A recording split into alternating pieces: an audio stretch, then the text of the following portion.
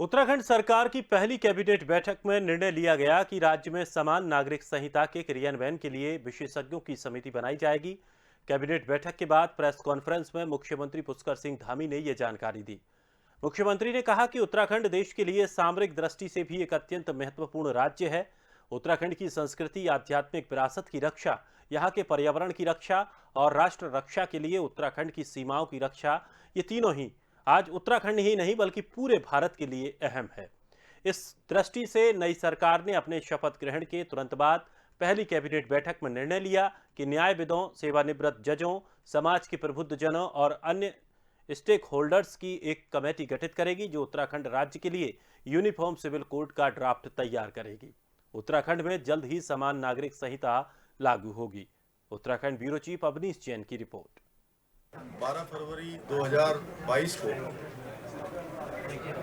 मैंने और मेरी पार्टी ने उत्तराखंड की देवतुल्य जनता के समक्ष ये हमने संकल्प लिया था कि हमारी नई सरकार के गठन होते ही हम यूनिफॉर्म सिविल कोड उत्तराखंड के अंदर लेकर आएंगे।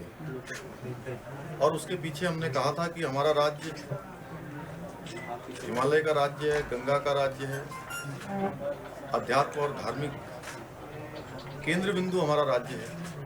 हमारी यहाँ की धार्मिक विरासत है, हमारी अपनी संस्कृति है, सैन्य बाहुल्य हमारा प्रदेश है। प्रत्येक परिवार से कोई न कोई सेना में है, किसी के घर का बेटा है, किसी की बेटी है, किसी का चाचा है, किसी के पिता हैं।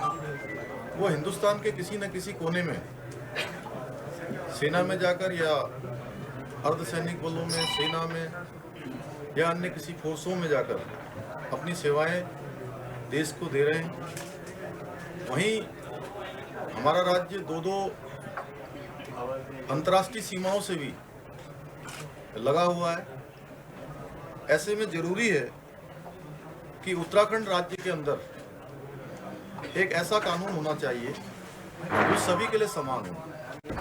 और हमने उत्तराखंड की देवतुल्य जनता के समक्ष ये संकल्प लिया था कि हमारी सरकार के गठन होते ही हम इसे लागू करने की दिशा में कदम बढ़ाएंगे और एक स्टेक होल्डर्स, विधि विशेषज्ञ और समाज के क्षेत्र में जिनका बड़ा अनुभव है, विभिन्न क्षेत्रों में जिन्होंने काम किया है, उन सभी को मिलाकर एक कमेटी का हम गठन करेंगे, एक उच्च स्तरीय कमेटी।